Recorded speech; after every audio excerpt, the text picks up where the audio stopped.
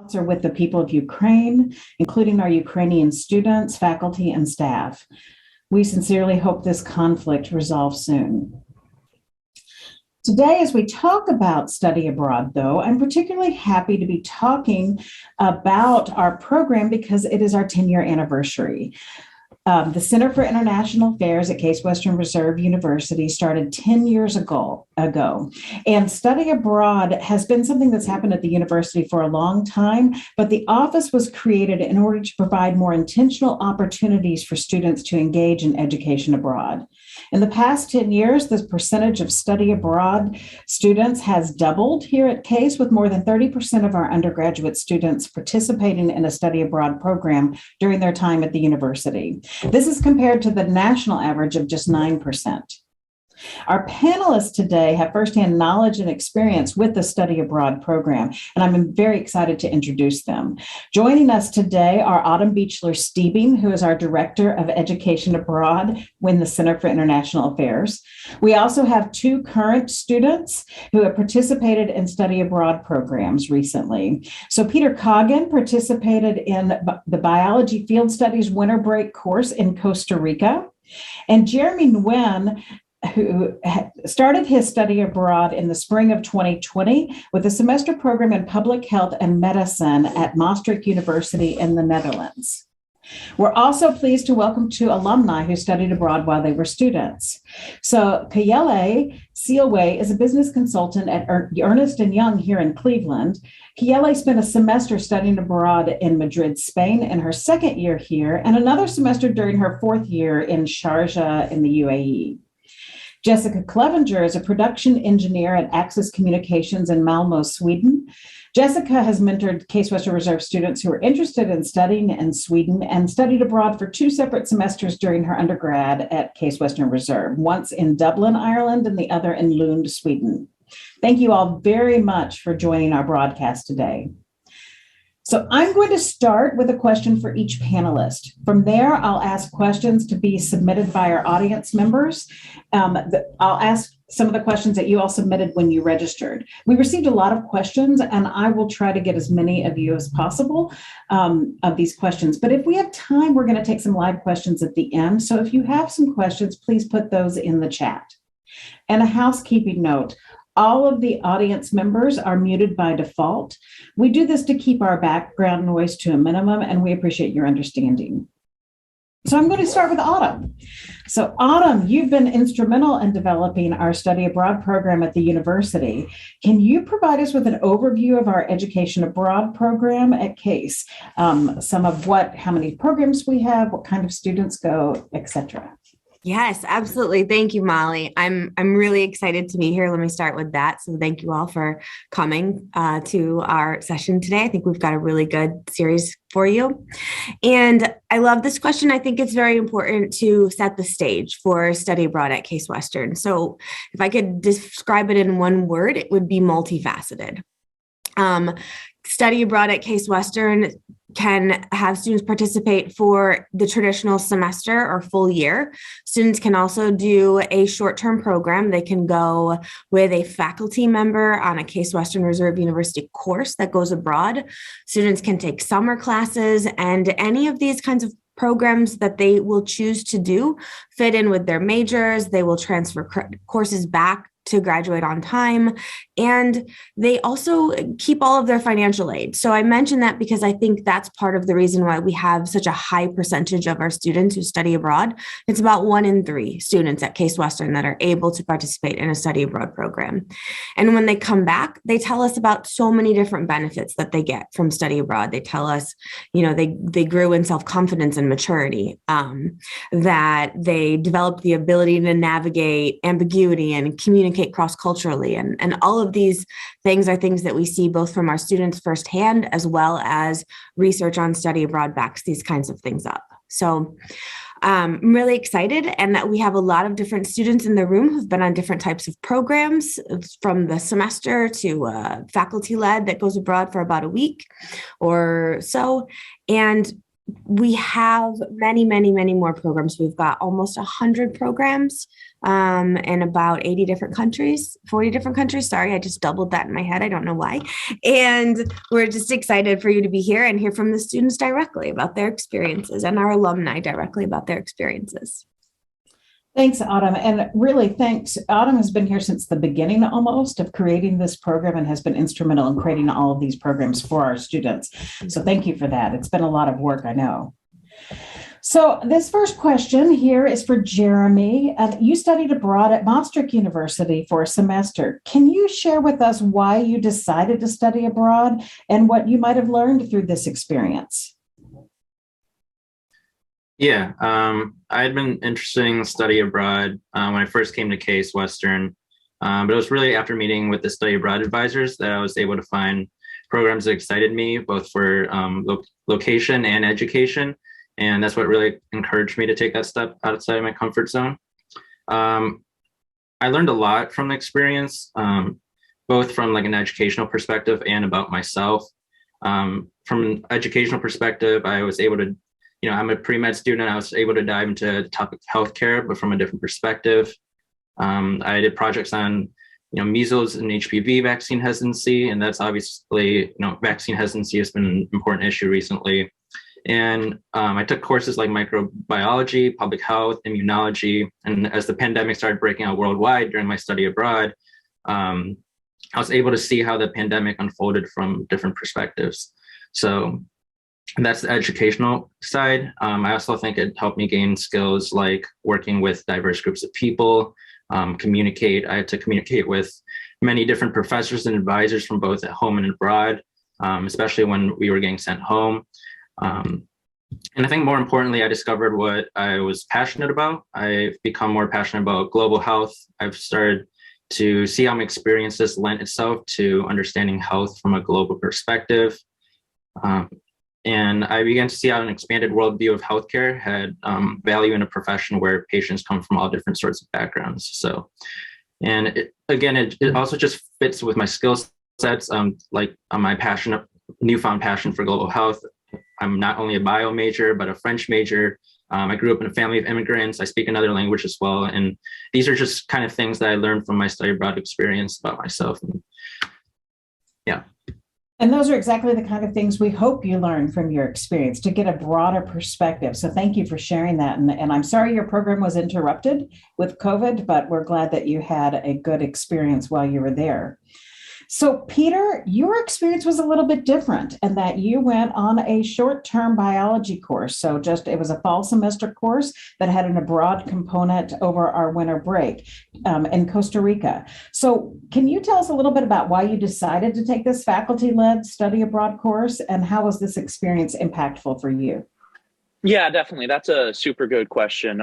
So I got interested in biology and it's always become a passion of mine, mainly through all the nature documentaries and books and everything you read about scientists going off into the jungle, going to these crazy field stations and exploring and seeing all the crazy biodiversity. So it's really always been kind of a bucket list or dream of mine to go to one of these research field stations and really experience the jungle through a more biological, non-touristy lens. And a year ago, I was in the ichthyology class with Dr. Oldfield, who runs the class. So he kept talking about all these amazing experiences, diving, looking at cichlids and waterfalls in the rainforest and everything. And it was just such a cool story that I couldn't not take up the opportunity to do it. So that's the real reason why I did it. But kind of going off of the impactfulness, I think one of the really big things that's just inevitable in education is it becomes very dry and you're so focused on tests and exams and the PowerPoints and the definitions and everything. And I think sometimes it's really easy to get focused in that part and forget about why we're drawn to biology or why we're drawn to sciences or whatever your field is. So really going to Costa Rica, what was the most impactful part of me, it was almost a jumpstart back on my passion, actually being in the jungle, looking at all this biodiversity, all the dart frogs and katydids and, all these amazing organisms. It really was a great kind of recentering and a reminder, yes, this is the coolest thing I've ever seen or done. And this is the path I want to take. So it was really cool and impactful, just kind of one, being in such an amazing environment, but two, also kind of jumpstarting and really stoking the passion once again for learning about biological sciences for me. So you're describing another big part of education abroad, and that's that experiential learning piece that really connects us to what we're studying. And thank you for bringing that up, because I think it's really important, and it's an important part. It's not just another culture, it's that connection beyond just the classroom. So Definitely. Thank you for that. Turning it to some of our alum right now. So Kayele is an alumni. Just to remind you, she participated in 2 programs while she was a student here, a semester in Madrid and another in Sharjah. And also she came to CASE as an international student from the Ivory Coast, and as one of 19% of our international students who study abroad while they're earning a degree at CASE Western Reserve. So they're studying abroad on top of their study abroad. So Kayele, can you tell us a little bit about your study abroad experience and how you think it shaped your overall college experience? Sure. Thank you, Molly. So yes, as you said, I did study abroad twice, once during my sophomore year and the other time during my senior year. So in terms of how it shaped my college experience, I would say it really turned it into something I did not expect when I was coming to CASE or coming to the US as a whole. As you mentioned, I was an international student. When I came, I was very shy, new culture. I did not know anybody here. I had about just barely 2 years of speaking English because my first language is French. So I remember my first few months at CASE, I would just go to class. I had a campus job, go there, and from there just rush back to the dorms. That was just what most of my days looked like, and I really thought I was going to do that for 4 years and be done. And fast forward to after my first study abroad program, I was on the cover of the study abroad calendar. I had people reaching out to me. I would see my picture on the study abroad newsletter. It was just completely different from what I thought. And after that, fast forward, going back to how all of that kind of unraveled, it was really, I would say it really changed what I thought my experience was going to be. Approaching people, I was in Autumn's office, I think after my first semester already talking about studying abroad because I knew I wanted to see the world. Coming back, I had some people approaching me, wanting to learn about studying abroad. And even I surprised myself approaching people, telling them, hey, you need to go because this was an amazing experience. Finding that point and finding something I was so interested about, so passionate about, that I would get out of my comfort zone and go talk to people about seeing my face on the daily, which is something I never thought would happen. So I would say, now, if you ask me about my undergraduate experience, those are things I would mention. And that was never, ever something I would have thought about when I was starting my time at CASE. So I would say that's the biggest or most major thing I can mention in terms of how study abroad shaped my college experience. Well, thank you. And if any of you ever get into Tomlinson Hall, which is where the Center for International Affairs is, Kayele's picture is on our wall, but she submitted and was a winner in our photo contest, which is why her photo started appearing places. So thank you for submitting and for letting us use your photo. It was a great photo in Sharjah. And so we really appreciate that. Thanks. So turning it to Jessica. Jessica, you are currently in Sweden, and so that's pretty exciting. You studied abroad in Dublin, Ireland, and again in Lund, Sweden, and now you're working there. So tell us about your study abroad experience and how your study abroad experience influenced this career path that you have taken. Yeah. So as Molly said, my sophomore year, I went to Dublin, and it was my first time ever traveling outside of the US. So, I think you can argue that Ireland isn't the most culturally distanced from the US, but I still, as a first time outside of the US, I had some culture shock and some challenges meeting people. So although I had really great moments and I got to travel around Ireland and around Europe and it was great, I didn't really have the experience I necessarily wanted to have or the involvement that I really wanted to have abroad, which was really my motivation for trying again, which is why my junior year, I went to Lund. And I really took forward the lessons I learned in Ireland, that the connections you make with people are really what's most important for shaping the experience that you're going to have. And so I really pushed myself outside of my comfort zone and getting involved in student activities and meeting a lot of people and having discussions about how other countries face the same social and economic and political problems that we have in the US. And also discovering that I had an interest in sustainability as well, because my background is mechanical engineering.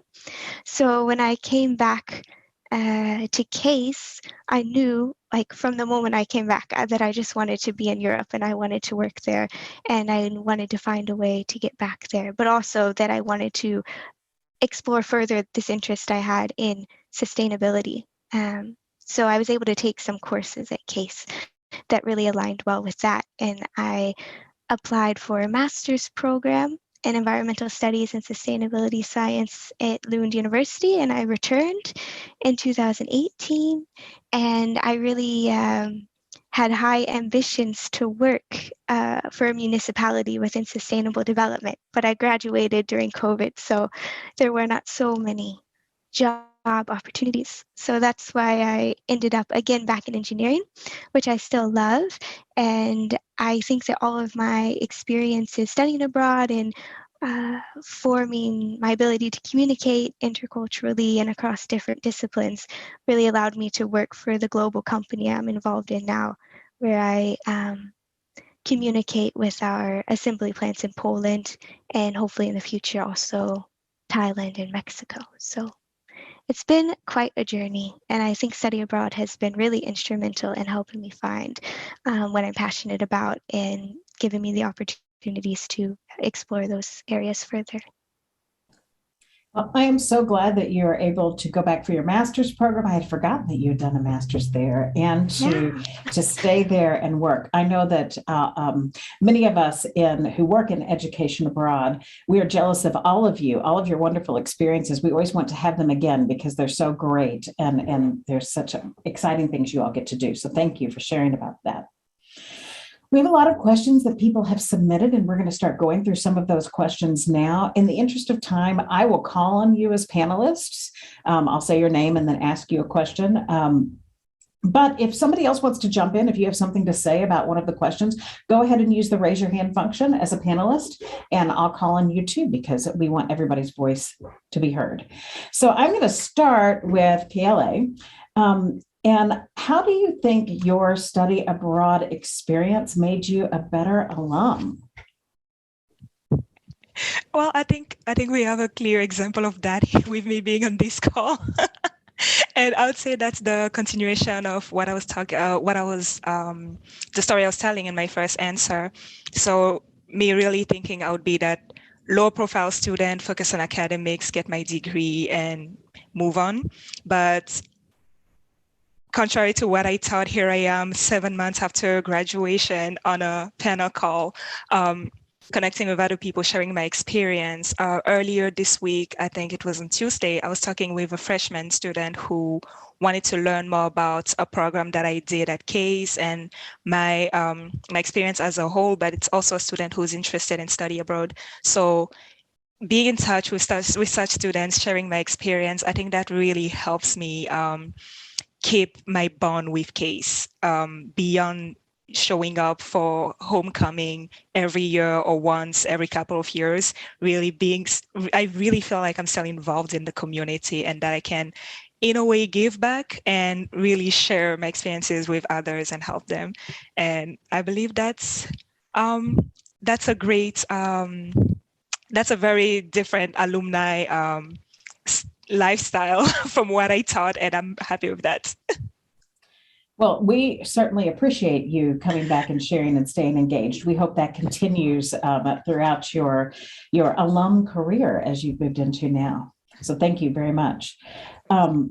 So Jeremy, you are a current student. So how do you think this experience will help you get a job after graduation, or do you think it will at all? Yeah. Thanks for the question. It's I would say it definitely would help me obtain a job after graduation.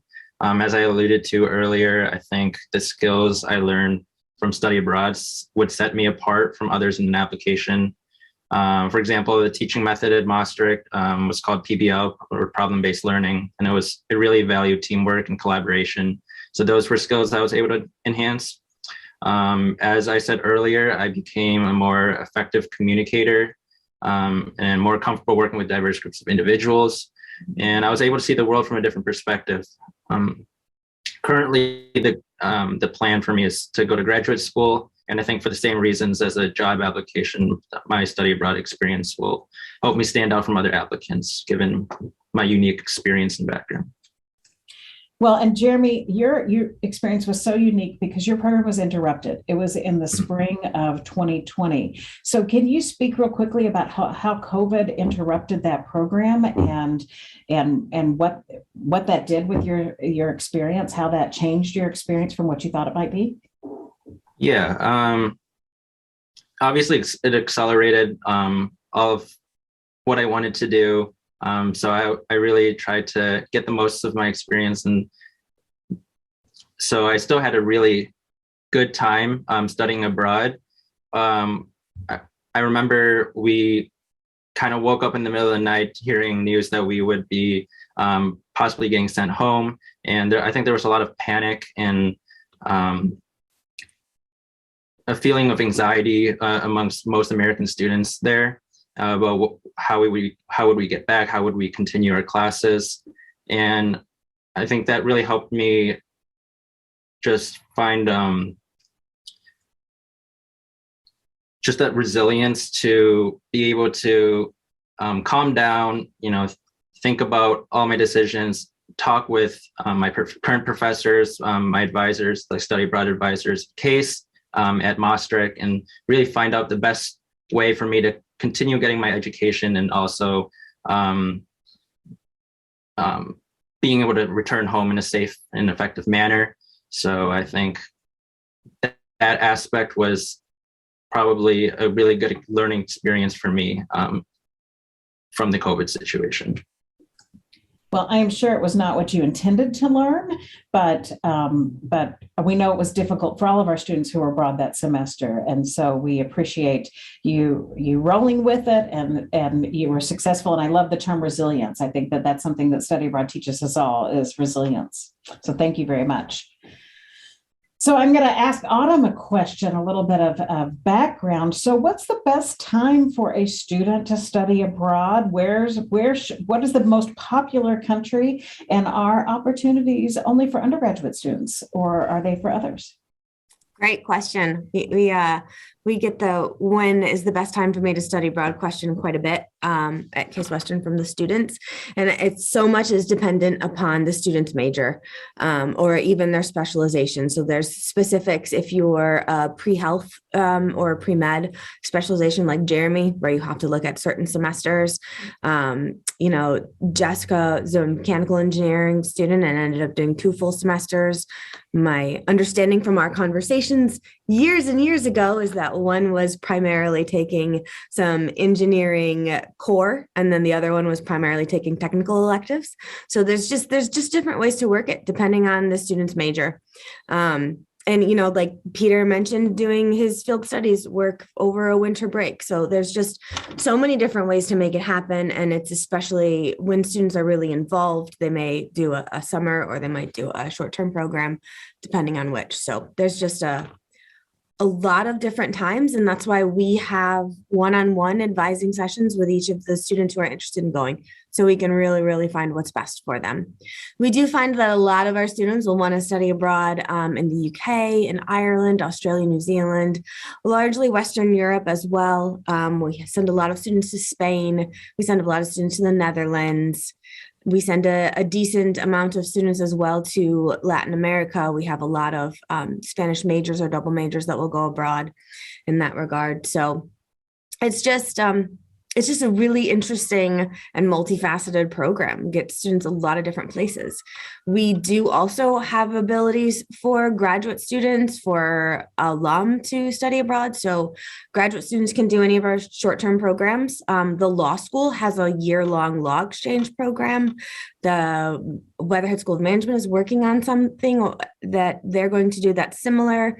And then as alum, if you wanted to travel with the university, so I know that Siegel Lifelong Learning has opportunities for alum to do travel with the university as a way to keep that bond, keep that connection to Case going, meet new people, explore new places, get out of your comfort zone. And then you could also, if interested, mentor any of the students through the Alumni Connections program. Jessica has been sort of working towards. The students haven't gone abroad quite recently there again, but she hasn't been able to do that as much as maybe she would like. But there's a lot of different ways to get involved. Well, thank you. I was going to ask you about getting alum involved, but you answered before I could get the question out. So thanks for sharing that. I may have went too far ahead. You know, you're good. It's great.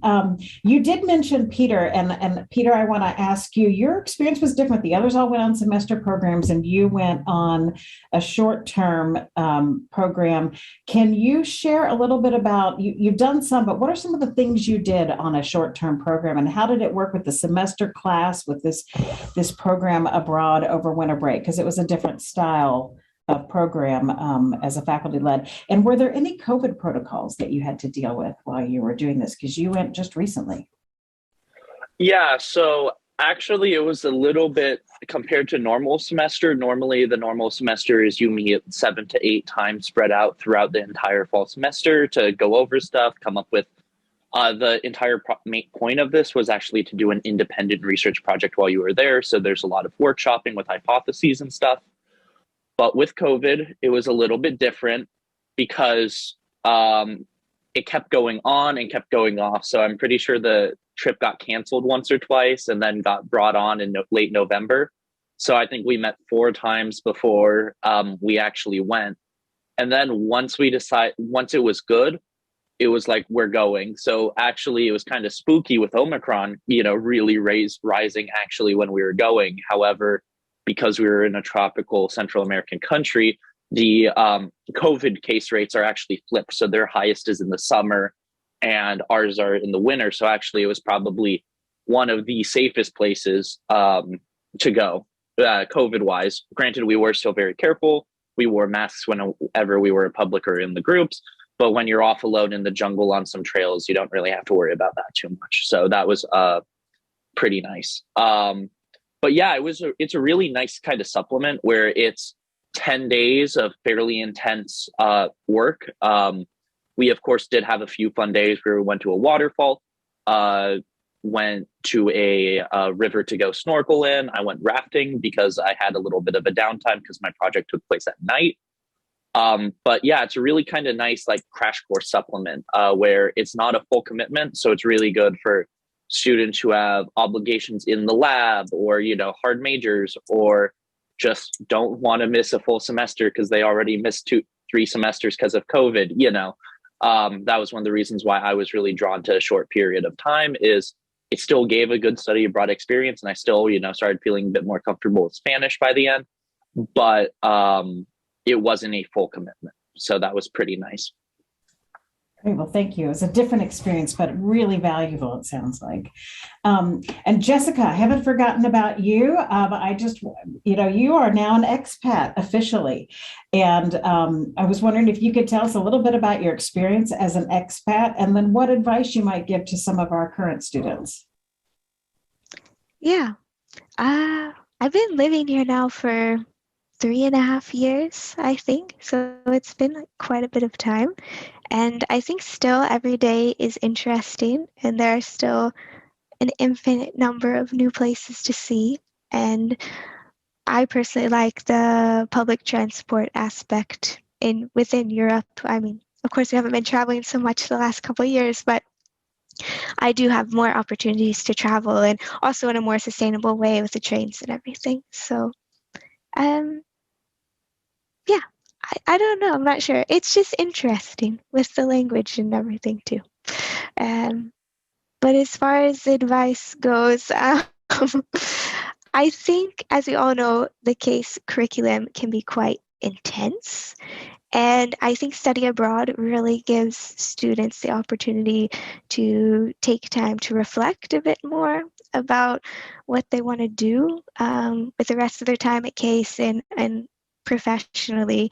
And I would really encourage any current students who study abroad to take advantage of the opportunities you have to explore areas that maybe aren't directly connected to your major and that you also have an interest in, and to really discover how you can incorporate more than one interest when you move forward after your studies. Great advice. Thanks for sharing that. It's very thoughtful. And I'm glad you're working with some of our students, or are planning to work with some of our students as they start to go abroad. I think that's really helpful to have alumni engaged. Yeah, that would be so cool. I think too, yeah, perhaps if that had been in place when I studied in Ireland, it would have been a bit of a different experience, because I think there's such a comfort level in knowing that there's someone there you can reach out to. Yeah, so I'm looking forward to hopefully being more involved in the future. We are too. We think that that's great. And you mentioned something that actually came up in the chat as well. So I'm wondering if you can expound on that, about language and whether or not you need to be a native speaker or even have language skills in order to study abroad in a place where English is not the main language. So in Ireland, of course, it's English, but in Lund, it's not. So can you address studying abroad in a place where you did not speak the language? Yeah, so I do have to say or preface this that Sweden takes the study of English very seriously. I think children start learning English when they're 7 or 8 years old, so there's quite a high level of knowledge. So at least in Sweden, I mean, you can study abroad here without knowing the language. But I would say living here is a different story, and that in order to really get around, within the healthcare system, in any deeper capacity outside of like studying abroad, then you do need to have some knowledge of the language. And if you want to make deeper connections with people who are actually from the country you're in, then you need to maybe put some time into learning the basics at least. It's like a form of respect too, that you want to assimilate a bit. So I know that at Case Western Reserve, and maybe I'm going to send this question to Kayele, because you went to 2 different countries that also and I don't know, maybe you are fluent in Spanish and Arabic, but 2 other countries where they did not speak English. And I know that one of our policies at Case Western Reserve University is that we require students to study the language while they're in the country. But I was wondering if you could address challenges you might have had with the language, or was there no challenge? Thanks, Molly. So no, I'm not a fluent speaker of Spanish or Arabic. At least I wasn't. My Spanish is much better now, but I was not at all when I was studying there. So my experience, a little similar to what Jessica just explained. I got lucky because in Spain, or at least particularly in that school I was at, Comillas, many classes were taught in English. So they had a sort of dual curriculum where with some classes taught in English, some classes taught in Spanish. So I took most of my classes in English. I did have one Spanish language class. I think that was the equivalent of Spanish 102, so still a beginner level. And of course, because that was a language class and beginner level. So it was, the professor was, very helpful in helping us learn the language with no assumption that we were supposed to be experts in it or anything. There was one thing though that I did to try and challenge myself. I took one class in Spanish. It was a quantitative models class. So that was one of my biggest challenges. And it was definitely more difficult than I thought. While I was taking that class, if you had asked me, I would have told you maybe I shouldn't have taken it. But now looking back, it was actually a great thing because it really put me in contact with the local students.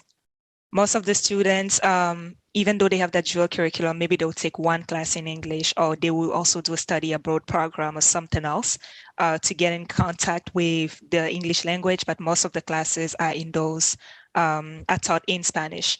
So me being in that class, that was a great way for me to get in touch with them and get kind of out of that bubble of international students or study abroad students. So that happened there.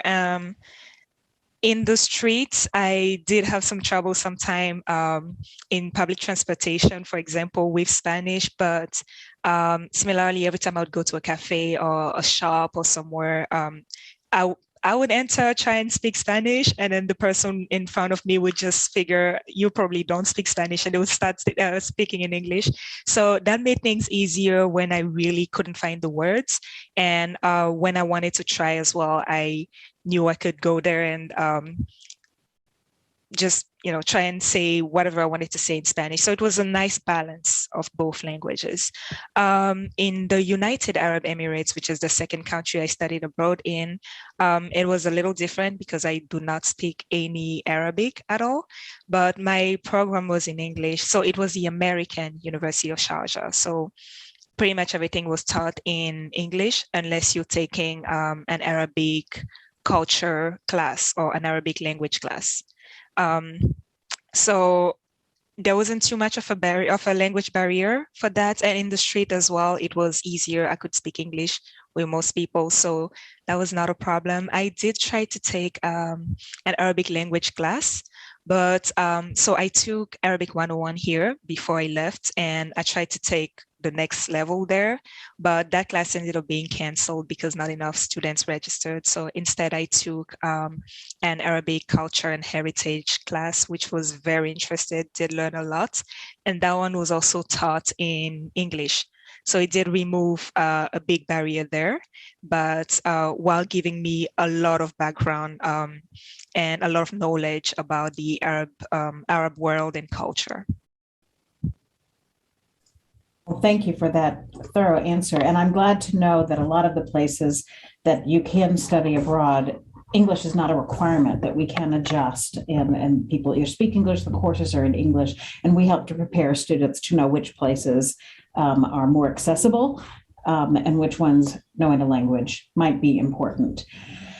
So we've got a few other questions, and they all center around COVID and some things that have happened with COVID. So I'm actually going to direct this to you, Autumn.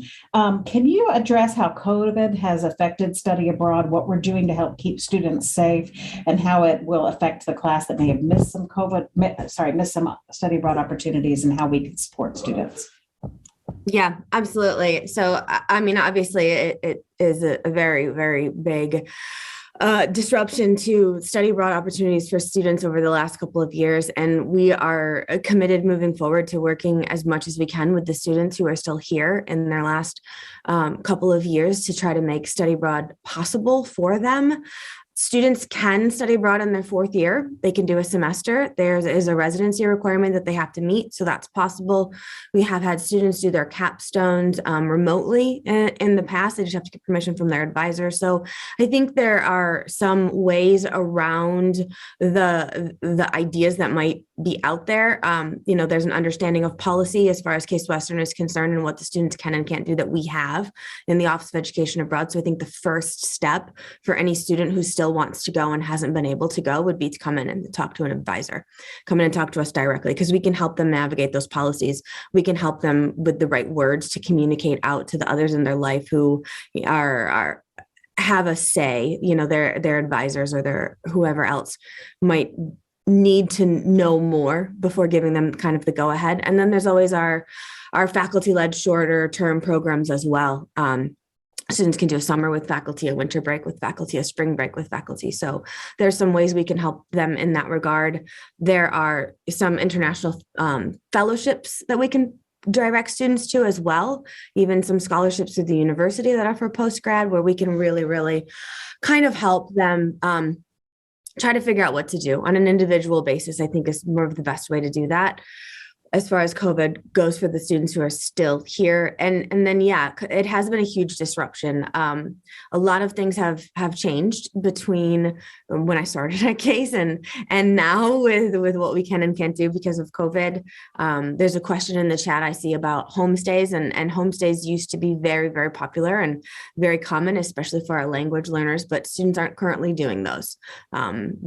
Many of our programs that had offered homestays in the past for student housing, they're looking to do so in the future, but not right now because of COVID, because the risk mitigation levels need to keep people a little bit further apart than that at the moment.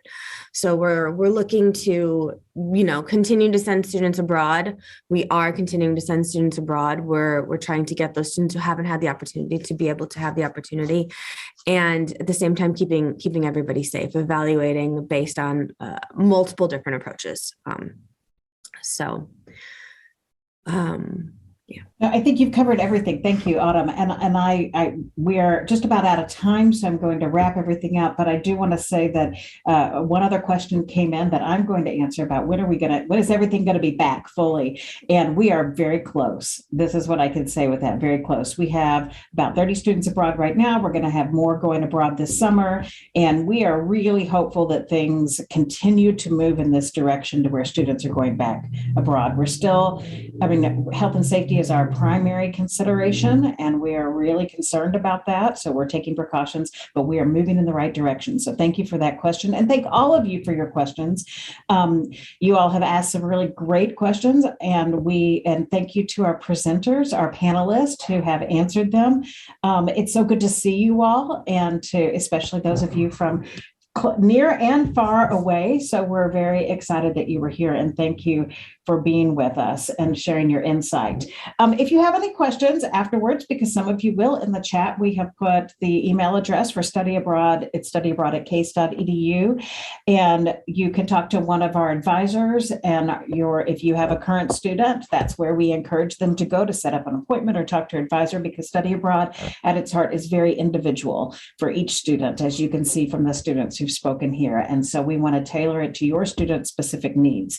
Thank you so much to everyone for joining us today. I hope that you have a wonderful weekend, and we will, I'm sure there will be other Spartan Step Up coming soon. So thank you very much.